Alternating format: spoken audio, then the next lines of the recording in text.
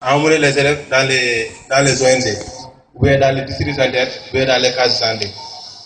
Mais en disant aussi que, par exemple, les mairies et les collectivités locales, les agents de développement local travaillent plus là-bas. Ils doivent être insérés là-bas. Mais pourquoi pas dire les SAG, pourquoi pas amener ces agents de développement local en SAG dans ces services? Parce que sinon, pour faire recruter une personne, il faut la savoir. On ne peut pas recruter une personne qu'on ne connaît pas, Par exemple, si on avait effectué là-bas des SAG, ils pourront mieux nous connaître en disant que ces gens-là ont effectué ici des SAG. Mais ils ne pourront pas les recruter en tant que les SAG qu'ils le feront dans les ONG. Merci. Voilà. Merci, M. Khalidou Sarr. C'est bon. Ok. Donc, on va donner la parole à M. le directeur. À M. Faye, le responsable du bureau d'appui à l'insertion. M. Faye, vous avez la parole. Rebonjour. Bon, je vais répondre aux questions.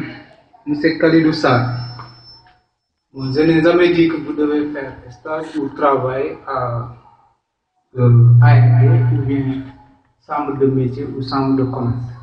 J'ai dit que chambre de métier et chambre de commerce font partie de la cellule qui aide les apprenants à ouvrir ou bien à développer des entreprises.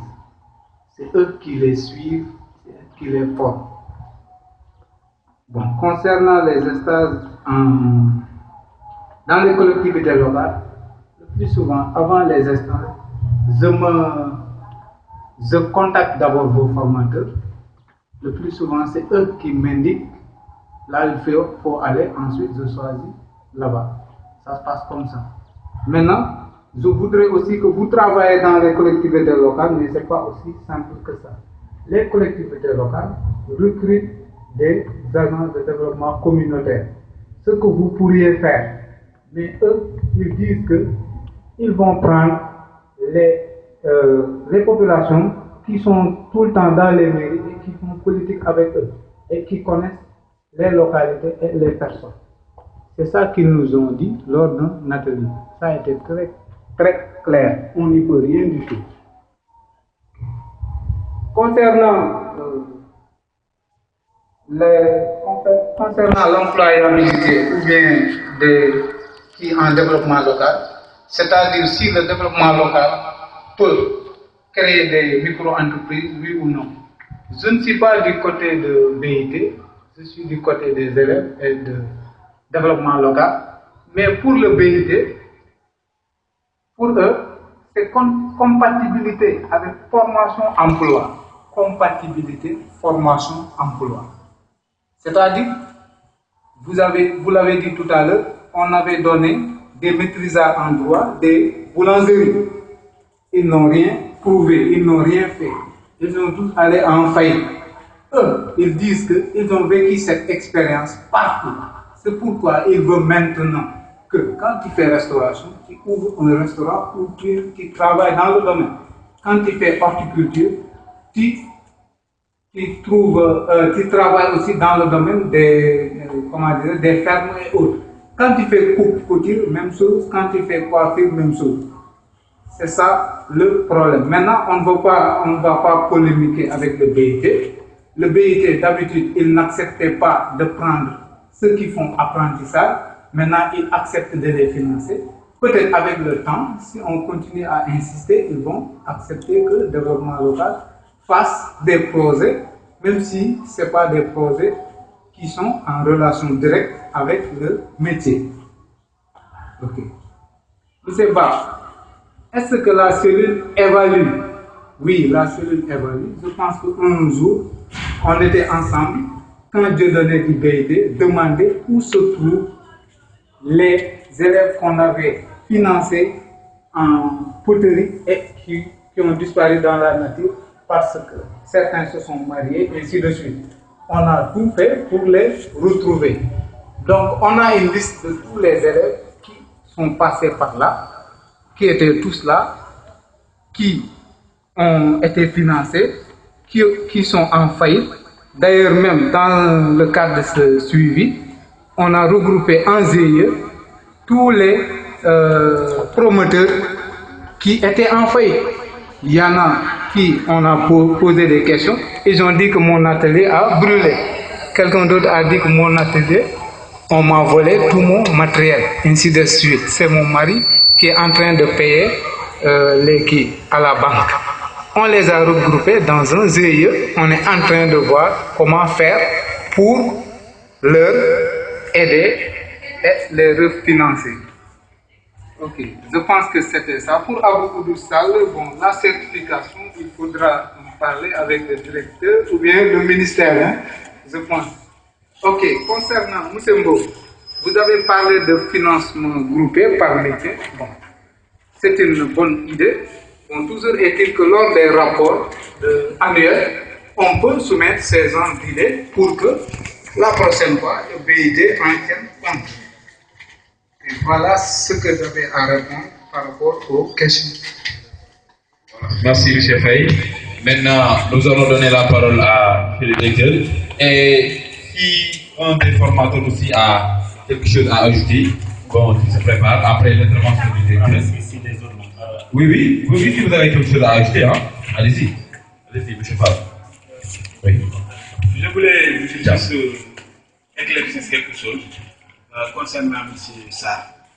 Il a tout à l'heure parlé de comment gérer les financements qu'on donne à nos apprenants. Le BIT a pensé sur ça, je pense. Je l'ai parlé dans mon exposé. Quand vous trouvez votre idée d'entreprise, le BIT vous insiste à vous motiver à les créer. Donc, lorsque vous créez votre entreprise, vous allez maintenant entrer dans l'environnement économique de votre région, ou de votre quartier, ou bien de votre pays. Et si vous entrez dans l'environnement économique de votre pays, il y a bel et bien des entreprises que vous allez trouver là-bas. Parce que dans les modules de créer, il y a 5 jours réservés aux visites de terrain qui consistent à rencontrer des entrepreneurs qui ont duré dans l'environnement plutôt 5 ans, minimum ou 10 ans. Vous allez recueillir des informations. Vous allez même rencontrer des entrepreneurs, des anciens entrepreneurs qui ont tombé faillite et ils vont vous dire comment ils ont fait pour tomber faillite. Le BIT a pensé sur ça. Il dit que la formation créée ne suffit pas. Il faut continuer à faire ce qu'on appelle le jardin, c'est-à-dire gérer mieux votre entreprise. Comment tenir les stocks, comment tenir les flux monétaires et flux réels, etc., etc. Donc, il y a un accompagnement qui doit se faire, notamment avec la cellule d'appui à l'insertion, et nous aussi en tant que formateurs. Après l'implantation de l'entreprise, on doit se mobiliser, faire un suivi. Parce que M. Mbaou l'a dit tout à l'heure, il y a un problème de suivi. Bien vrai que nous, souvent, on se focalise vraiment sur les chiffres, mais un suivi qui est réel, qui est là. C'est-à-dire aller au niveau des entrepreneurs potentiels, voir comment ils gèrent leur argent, comment ils gèrent le flux de stock, etc., etc. Là, je pense que aussi c'est très important. Parce que, imaginez un apprenant qui n'a même pas 20 ans, qui reçoit 4 900 000. Là, tout le monde qu'on doit faire, on doit diviser l'argent, tout le monde prend sa part et faire ce qu'il veut. Alors que ce n'est pas ça. Donc, nous, qui sommes formateurs, je pense qu'on va veiller sur ça, de former les élèves à mieux gérer leur argent et leur entreprise. D'ailleurs, même si on déroule même les cours de créer et de tri, parfois, on fait ce qu'on appelle les jeux d'entreprise module 2. On va créer des situations où on incite l'élève à se dire que vous êtes dans l'entreprise. Et il y a aussi des personnages qu'on utilise souvent, les Didi et autres là, qui sont des dépensiers, économes, etc. Donc je pense que sur cette question, le BIT a pensé à faire une formation aux élèves.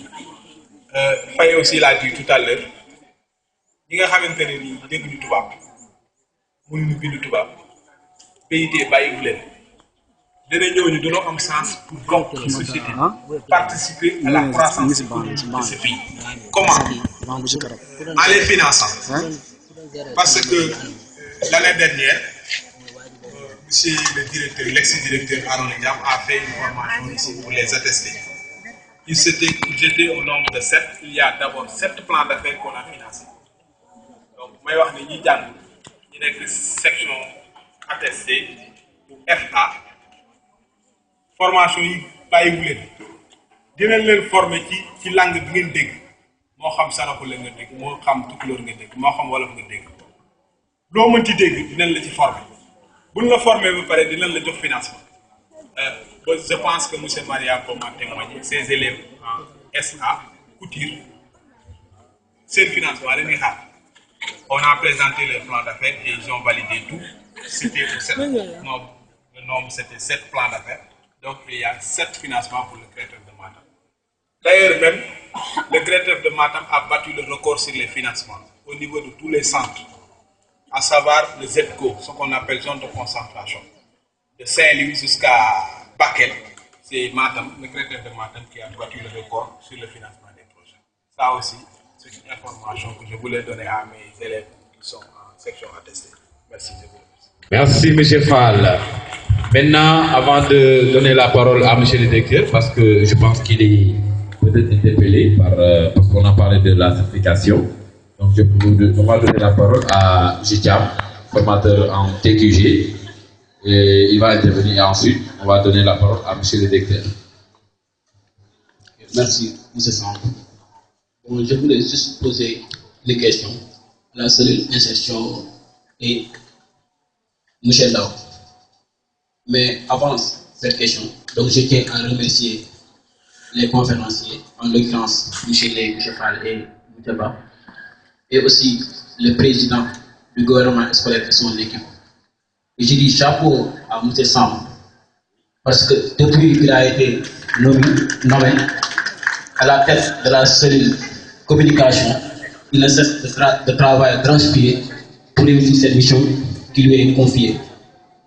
Maintenant, pour revenir un peu au thème développé, qui est l'insertion au CP de Matam. Bon, je pense que l'insertion, donc, ça constitue un problème majeur au niveau du Sénégal. Et donc c'est un problème crucial. Et ça préoccupe tant nos dirigeants étatiques. Et les spécialistes aux questions éducation, formation et insertion professionnelle constatent que les jeunes diplômés donc éprouvent d'énormes difficultés pour trouver un premier emploi. Donc en effet, ces jeunes diplômés donc rencontrent des difficultés pour trouver un stage, donc à fortiori donc un emploi. Donc ce problème donc est généralement dû donc d'une part donc à nos entreprises donc qui existent des compétences pratiques pour être recrutées. Donc dans la plupart des entreprises donc qui ont un souci de performance et de qualité donc qui sont issus des universités, donc ils sont beaucoup plus situés donc sur le plan théorique. Donc parce qu'ils passent beaucoup de temps dans les amphithéâtres et les classes et les salles de classe. Donc on voit que ils n'ont pas de compétences professionnelles. Ils n'ont pas de compétences professionnelles. Maintenant, pour pallier à ces problèmes, donc l'État a mis en place les centres de formation professionnelle. Donc en mettant en place des méthodes d'enseignement pratiques telles que le learning, donc apprendre à faire faire, ou bien la méthode de premier. Donc les chercheurs d'emploi, donc ils n'ont pas de qualification professionnelle. Ils n'ont pas de qualification professionnelle. Les recruteurs aussi, eux, ils cherchent, des gens, qui disposent de compétences professionnelles. Donc, eux, ils cherchent des gens qui ont vraiment un profil adapté au poste à pourvoir. Maintenant, ma question, donc, va dans le sens que puisque l'État, pour pallier à ces problèmes, donc, il met en place ce qu'on appelle les centres de formation professionnelle. Donc, on doit adopter des méthodes pratiques. Les apprenants, donc, ils doivent passer dans les centres de classe, aussi, ils doivent passer aussi dans les entreprises. Donc, finalement, nous avons l'alternance entre les entreprises et les écoles. Donc, la formation doit se faire en alternance entre les écoles et les entreprises. Donc, j'interpelle la cellule insertion et M. Ndao. Donc, vous, comment comptez-vous faire pour résoudre ce problème? Parce qu'on voit que pratiquement nos apprenants passent pratiquement toute l'année dans les centres de classe. Donc, ils vont en salle pendant les vacances. Et dans les référentiels, donc, tel que le programme est libellé, on voit que les apprenants doivent passer. Il y a un temps horaire qu'on doit passer dans les salles résoudre ce problème. Est-ce que vous nouez des partenariats avec les entreprises de la place pour qu'à la fin de chaque élément de compétence, ou à la fin de chaque compétence, on envoie nos apprenants aux entreprises. Donc, je vous remercie. Voilà, merci monsieur Fall. Maintenant, on va donner... Monsieur Thiam, voilà. Monsieur Thiam. Voilà, maintenant on va donner la parole à monsieur le directeur. Il va essayer d'intervenir et de répondre aux questions. Et après, nous allons peut-être clore l'activité. Voilà, monsieur Daou, à vous la parole. Merci Mohamed, responsable com. Et je remercie également tout le monde, tous les intervenants. Il y a ceux qui ont posé des questions, d'autres qui ont essayé de la correcter même, et des débats, et également de leur exposer. C'est la raison pour laquelle le ministère de la formation professionnelle a mis en place ce qu'on appelle des cellules d'insertion. Et quand on dit cellule, ce n'est pas seulement une seule personne, il y a plusieurs personnes qui composent la cellule. Son objectif, c'est quoi? C'est d'appuyer, aider les sortis et les sortants à pouvoir trouver du travail après la formation. En quoi faisant? Parce que vous savez que l'insertion est un processus. Dès la rentrée des apprenants au sein de l'établissement, tout le monde doit s'occuper de l'insertion, à commencer par les apprenants eux-mêmes, les formateurs, les membres de l'administration et tous les acteurs qui interviennent au niveau de l'établissement. Quand on fait une analyse au niveau de la région de Matam, le taux d'insertion est très très faible. Très faible, pourquoi? C'est lié à plusieurs facteurs.